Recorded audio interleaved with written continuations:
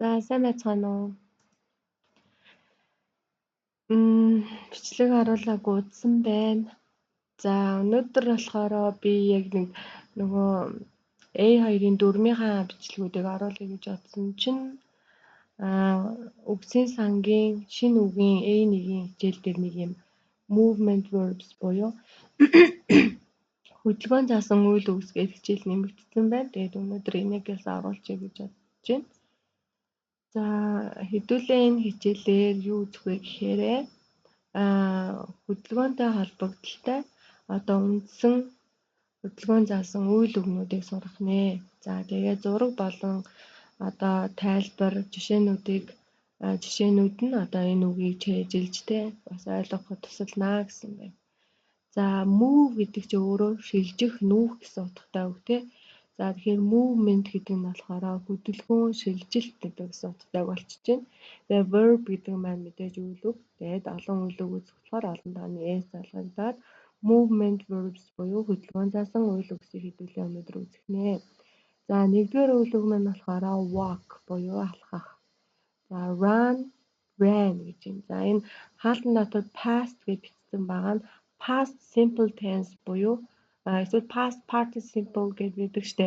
Тэр нөгөө энэ үйл үгийн өнгөрсөн цагийн хэлбэрийг одоо ингэж бичнэ гэж заасан байна.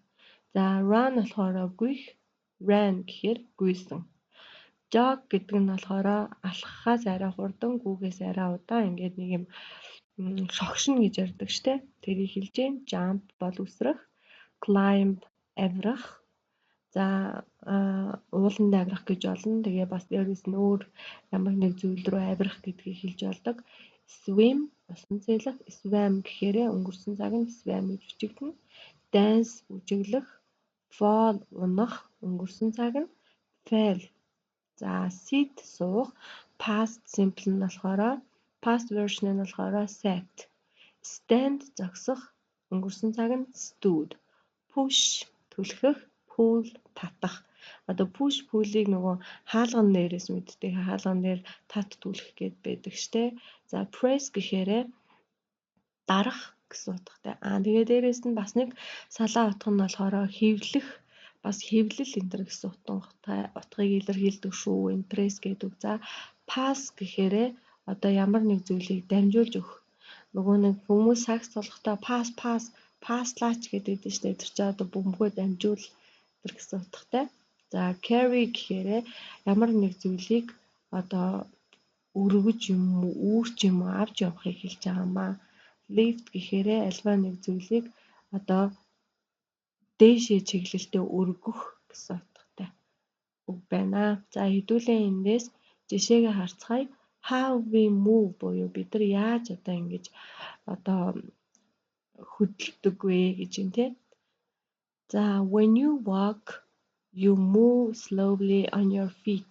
За энэ дээр нэг дүрм хэлэхэд асуух үг маань болохоор өгүүлбэрийн эхэнд тэгээд асуултын тэмдэггүй эсвэл одоо өгүүлбэрийн дунд энэ төр орсон байх юм бол энэ нь болохоор асуух үгээр ордгоо те. Жишээлбэл when гэдэг маань хизээ гэдэг асуух үг бол энэ тохиолдолд юм уу эсвэл өгүүлбэрийн дунд орохоор тэгэх үед, ингэх үед гээд одоо холбоос үг болчихж байгаа гэсэн үг. Тэгэхээр when you walk гэхээр чи одоо алхах үедээ хөлөө ингээд удаанаар зөөдгөө хөдлөгдгөө гэсэн үг. I walk to school every day. Би өдөрбөр сургууль руугаа алхдаг. За when you run you move fast on your feet. Бас энэ дээр яг ижилхэн юм байна те. Тэгэх үед гүйх үед хөлөө чи хурдан хөдлөгдгөө. За she runs in the park буюу тэр паркт гүйдэг. When you jog you run slowly for exercise. За чи ингээд шогшохдоо тасгал хийж байгаа мэт ингээд юм удаанаар гүйдгээ, удаахан гүйдэг гэж байна. He jogs every morning. Тэр өглөө болгон шогшож гүйдэг, шогшдог. За when you jump you move up and down with your feet. За өсрөх үедээ чи хөлөө дээшээ доошоо ингээд хөдлөгдөг. За the boy jumped over the box. Тэр хүү хайрцаган дээр өсөрсөн. За when you climb you go up something. За чи одоо авирахдаа ямар нэг зүйл рүү одоо явахыг хэлдэг гэж юм. Жишээлбэл stairs гэхээр шат руу. За нөгөө нэг гиш ирэхийг шат байдаг болохоор энэ шат гэдэг үг маань үргэлж байнгын олон тооны s-тэй бичигддэг шүү. Энийг анхаараарай. За a tree буюу одоо мод руу авирах ч юм уу. Ямар нэг зүйл рүү одоо авирахыг хэлж байна. За they climbed the mountain гэж тийм. Тэд уул руу алхсан. When you swim you move in water буюу чи сэлэхдээ усан дотор хөдөлдөг. We swim in the pool буюу pool гэдэг нь болохоор усан сан хэлж байгаа. Энийг өөрөөр swimming pool гэж бас хэлдэг. Тэгэхээр бид усан санд сэлдэгээ, бассейнд сэлдэгээ гэсэн үг. When you dance you move your body to music гэхээр чи бүжиглэхдээ хөгжмийн аясаар биеэ хөдлөгдгөө гэж. We danced at the party буюу бид үдшилтэд дээр бүжиглсэн. За when you fall you go down to the ground буюу чи унахдаа одоо газар руу ингээд ундаг. Одоо газар руу унж байна. Тэгээд he fell off the bike гэхээр тэр дугуун дээрээсээ унжсан. За when you sit you put your body on the chair буюу чи суухдаа сандал дээр одоо биеэ ингээд одоо тавьж байна. She's standing on the sofa. Тэр буудан дээр сууж байна гэж байна. Sofa гэдэг нь маань буудан гэсэн үг. Тэгээ хэдүүлээ энэний өөр нэг хэлбэр болохоор couch гэж үзсэн тийм. Яг нөгөө нэг couch буюу couch гэж үзсэн. Тэр нь болохоор бас буудан гэсэн үг. Нөгөө нэг Crestle болохоор armchair гэж үзсэн тийм. За when you stand you're on your feet and not sitting буюу чи зогсохдоо хөл дээрээ зогсож байна. Тэгээд суухгүй гэж байна. You must stand in the line буюу чи одоо очерт зогсох ёстой. Очророо зогсох ёстой гэж байна. За line гэдэг маань болохоор зурвас одоо тийм үгийг хэлдэг. In the line гэхээр очрол, дараалал, игнэ гэсэн утгатай. За тэгвэл хэдүүлээ өөрөө энийг бас өмнө нь үзчихсэн. Тэгээд ямар нэгэн зүйл ингээд үзээд явж байхдаа хэдүүлээ өмнө нь үзсэн бас ижил утгатай үгнүүд бас салаа утгыг нь бас сайн ойлгоод явах хэрэгтэй. За бас хэдүүлээ ингэж үзсэн тий. За энэ дээг яг бас авчиж болно, авахгүй ч болно. Тухайн одоо situation буюу тухайн өгүүлбэрээс шалтгаалаад энэ дээг хэдүүлээ авч болно, авахгүй ч болно тий. Ингэж үзсэн. Энийг болохоор Q гэж уншиж ирсэн. In the queue буюу in queue гэх юм бол бас яг ижилхэн утгатай in the line гэдэгтэй ижилхэн. Очор дараалалд зогсох гэсэн утгатай. Line гэдэг чинь болохоор дараалал зураас очрыг хэлж гэн. Q гэдэг маань бас яг ижилхэн. Тэгэхээр in the queue гэж хэлж болох нь байна. Нэг бол in the line гэж бас хэлж болох нэ. За ингээд дараагийн өгүүлбэрүүд нь болохоор how we move things гэж байна те. Ямар нэг зүйлсийг бид нар хэрхэн хөдөлгөх вэ гэж байна. За энэ дээр өмнө нь болохоор хэдүүлээ би яаж хөдлөх вэ гэжсэн те. За тэгвэл ямар нэг зүйлийг бид нар яаж хөдөлгөх вэ гэж байна. За when you push something you move it away from you гэж байна. Чи ямар нэг зүйлийг түлхэхдээ тэр зүйлийг өөрөөсөө ингэж түлхэж холдуулдаг. Push the door to open it гэхээр хаалгаа түлхээд онгоолгоорой гэсэн байна. When you pull something you move it towards you тэ. Тэгэхээр чи ямар нэг зүйлийг татахдаа тэр зүйлийг өөр лүгээ одоо татж байгаа, хөдлөж байгаа гэж байна. We pulled my arm to get my attention. За to get my attention гэхээр анхаарал татах, миний анхаарлыг татах гэсэн утгатай байна. За тэгэнгүүт ингэдэж штэ get attention гэж хэлж болно. Энэ дээр бас нэг юм нэмээд хэлчихье. За get attention гэдэг чинь өөрөө анхаарал гэсэн үг те. Get attention гэхээр анхаарлыг татах. Тэгвэл анхаарлаа хандуулах гэх юм бол pay attention гэж хэлдэг те.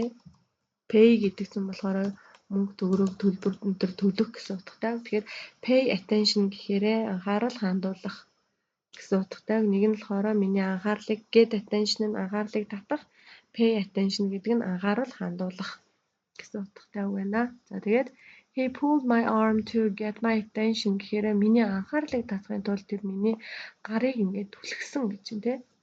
За when you press something жишээлбэл a button гэж байна. Button гэдэг нь болохоор энэ товчлуур гэсэн утгатай үг. Тэгээ дээрэс нь товч гэдэг хувцсны товчийг бас ингэж хэлдэг. За you push lightly гэж байна. Light гэдэг нь болохоор бид нар гэрэл гэж мэднэ. Лаа гэдгээр нь мэднэ. Бас гар чийдэн гэдгээр нь мэднэ. Бас нэг утга нь болохоор хөнгөн гэсэн утгатай. Lightly гэхээр хөнгөн гэсэн утгаар энэ орж ийн. Adverb-оор орж ийн тэ. За тэгэхээр чи ямар нэг зүйлийг дарахдаа жишээлбэл одоо товчлуур дарахдаа түүнийг ингээ хөнгөхөн түлххийг хэлж байгаа. За press the button to turn it off гэж байна. Товчлуураа дараад үнийг унтраагаарай гэж юм те. Turn off. За энэний оронд off-ийн оронд on байх юм бол асаах гэсэн утгатай болчихно те. Эсрэг утга нь. За when you pass something you give it to someone гэж. За ямар нэг зүйлийг дамжуулж өгөх нь хин нэгэнд чи түүнийг өгөхийг хэлж байна. Pass me the ball гэж юм. Бөмбөгөө наашаа дамжуул гэж юм те. Бөмбөгөө надад дамжуулаа гэд.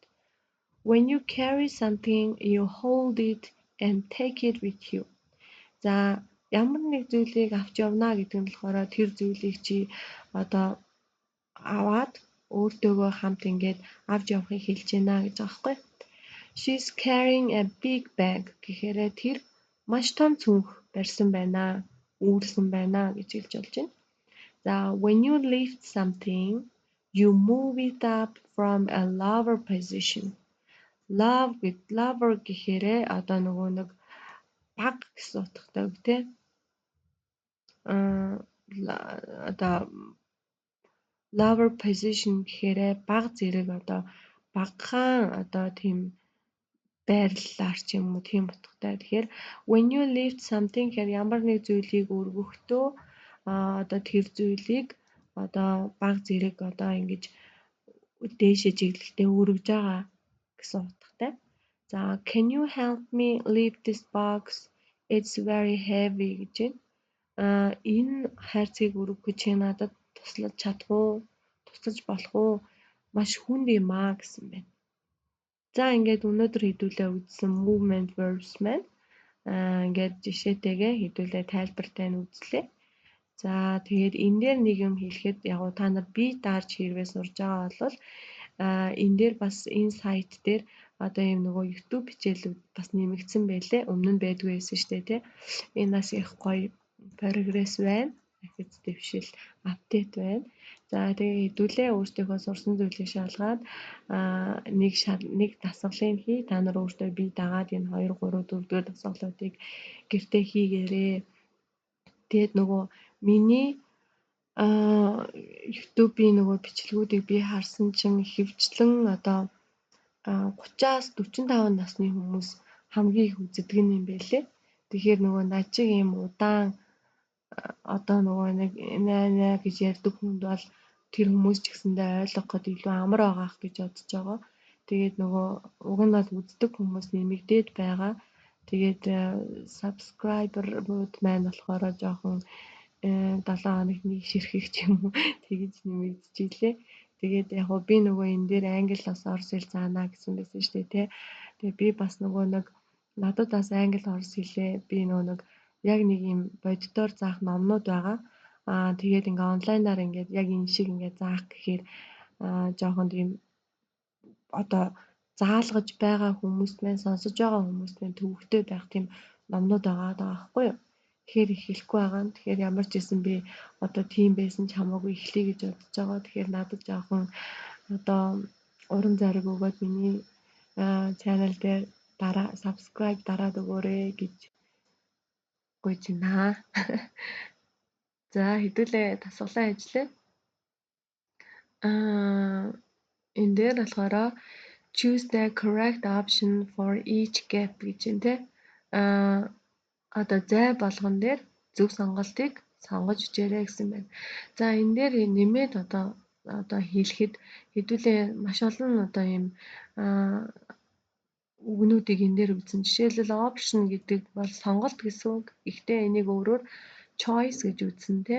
За correct гэдгийг бас ижилхэн хэдүүлээ зөв гэсэн утгатай. Гэхдээ бас нэг утга нь болохоор right байж болно, true байж болно. За тэгээд нөгөө хүмүүс ингэж ярьдаг штэ тий gap year авсан гэж тэгдэг штэ. Би их сургуулаа төгсөөд gap year авсан байгаа гэдэг нь болохоор ийм сул зай гэсэн, сул жил гэсэн утгатай байхгүй юу? Одоо энэ gap гэдэг чинь энэ хоосон зайг хэлээд байгаа байхгүй юу? Тэгэнгүүт gap year буюу энэний араас шууд жил гэдэг үгийг залгачаар л одоо нөгөө нэг манай монголоор бол үнэлэн гэж ярьдаг штэ. Би нэг жил үнжиж байгаа гэх юм бол одоо get гэсэн биш үү? Үнжиж байгаа гэх юм бол gap year гэж хэлээд байгаа юм аа.